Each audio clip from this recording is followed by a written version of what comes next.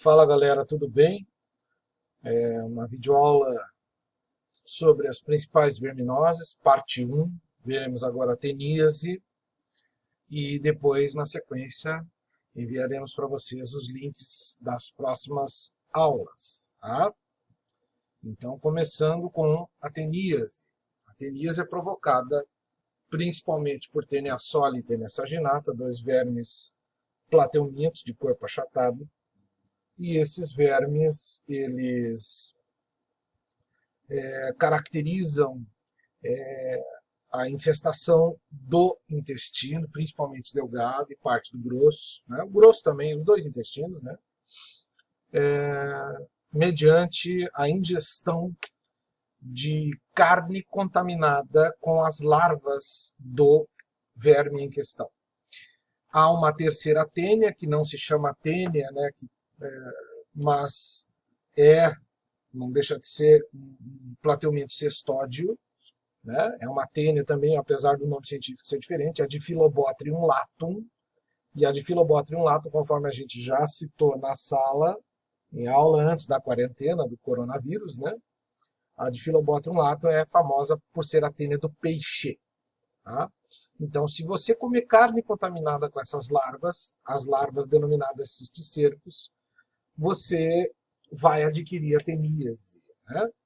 Na do Diphyllobothrium é chamada de difilobotriose ou dibotriocefalose, baseada no nome antigo científico do animal. De qualquer forma, o ciclo evolutivo é idêntico, né? Você vai ter o homem como hospedeiro definitivo e o porco como hospedeiro intermediário da Taenia soli, o boi da Taenia saginata e o peixe, no caso da Diphyllobothrium latum. Tá?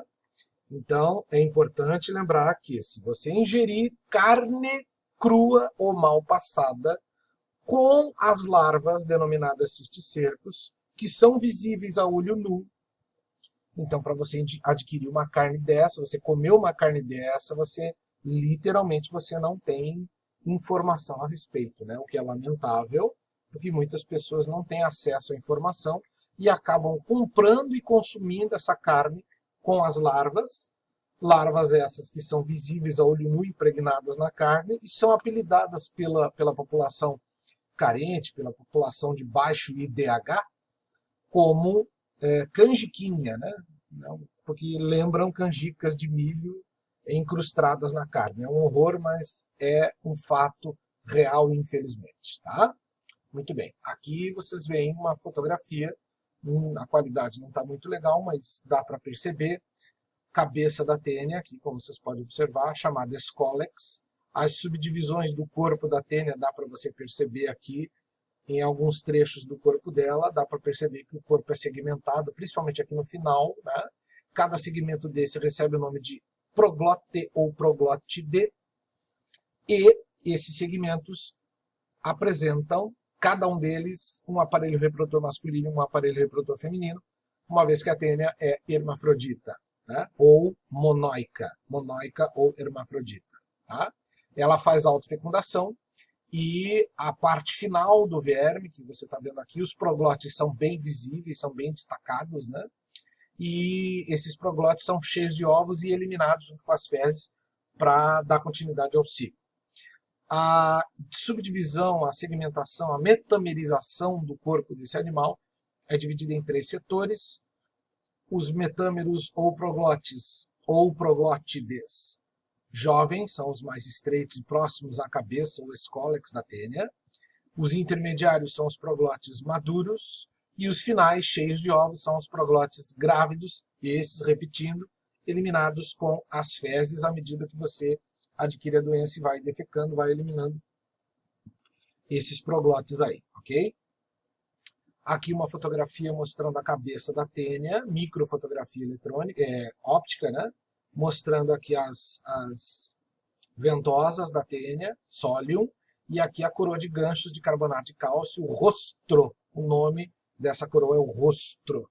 Aqui uma fotografia, você pode ver, de um proglote grávido, com destaque por corantes, né, de microscopia, o destaque aqui para os ovidutos, né, cheios de ovos, quer dizer, já houve a biotransformação aqui, onde a autofecundação aconteceu, então esses proglótides são prontos para serem destacados e eliminados para espalhar os ovos junto às fezes humanas. O ciclo evolutivo, você começa comendo a carne, principalmente do porco, lembrando que a teníase solium, que é a teníase da carne do porco, ela é responsável por 95% dos casos de teníase no mundo. Os outros 5% incluem a teníase causada pela Taenia saginata, que é através do consumo da carne de boi crua ou mal passada, e a Diphyllobothrium latum, que é a carne do peixe, que é transmitida pela carne do peixe. Né? Por que um índice tão elevado para a carne do porco? Pelo fato do porco ser um animal carnívoro coprófago. Então, todo animal que se alimenta de outro animal é carnívoro. E no caso do porco, ele pratica o carnivorismo coprofágico, ou seja, se alimenta de fezes de outros animais, inclusive a dele. E as fezes humanas não estão fora do cardápio. E é justamente por isso que, quando o porco come as fezes humanas contaminadas com os ovos, ele adquire a doença cisticercose. Lembre, se você comer os ovos da tênia, você pega a doença do porco chamada cisticercose. Se você comer as larvas da tênia, você adquire a teníase. Então, observando aqui no ciclo evolutivo, a carne contaminada com as larvas, aqui está a larva, e uma representação esquemática da fibra muscular, que é a carne, né, sendo ingerida. Essa carne ingerida, crua ou mal passada, bem se diga, porque se a carne estiver bem passada, bem assada, o cisticerco morre. Tá? Se a carne crua ou mal passada, contaminada com o cisticerco, for ingerida, o cisticerco vai eclodir a cabeça da tênia, como você pode observar aqui, ele eclode, né? E ao eclodir, a cabeça da tênia se fixa na parede do intestino, crescendo até 6 metros no caso da tênia solium, 8 metros na tênia saginata e 12 metros na Diphyllobothrium. À medida que o animal cresce, os proglótides finais, que são os proglótides grávidos, produzem ovos e são destacados do corpo do animal, que continua a crescer incessantemente. Esses proglótides grávidos são eliminados, liberando ovos nas fezes. Os ovos passam ao estágio de embrião hexacanto, aqui na figura 4, e o embrião imediatamente se transforma na larva, que será transmitida para os tecidos corpóreos via corrente sanguínea. Né? E isso, né, se houver a ingestão dos ovos. Né? No momento que você defeca, o porco come, pratica a coprofagia, come as fezes contaminadas com ovos, os ovos caem na corrente sanguínea e se alojam nos demais tecidos deste animal, principalmente musculatura, cérebro e óleos. Como o porco come as fezes, a quantidade de ovos que ele ingere é muito maior do que a que o ser humano ingere acidentalmente, adquirindo a doença grave, que é a cisticercose, que nós vamos ver na aula 2 desta sequência, ok? Então, para você pegar teníase, você tem que comer carne contaminada, crua ou mal passada, contaminada com as larvas denominadas cisticercos. Ingerir o cisticerco tem teníase. Aqui uma ilustração mostrando a cabeça da tênia no interior da larva, e aqui quando ela eclode, à medida que ela atinge o intestino delgado. Lembrando que o intestino delgado tem pH básico ou alcalino, a faixa de pH do intestino delgado é 8. Uma fotografia da tênia saginata, sem os escólex, com as 4 ventosas sendo mostrada nitidamente. Aqui uma microfotografia da superfície de um proglótide de uma tênia, mostrando essas evaginações denominadas micotríquias.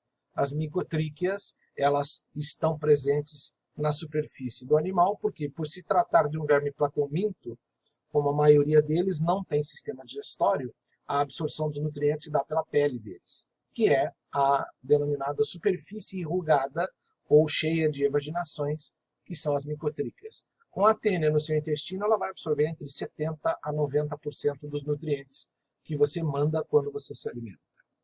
Com isso, essa absorção é intensa e você acaba se desnutrindo seriamente quando pega um verme desse.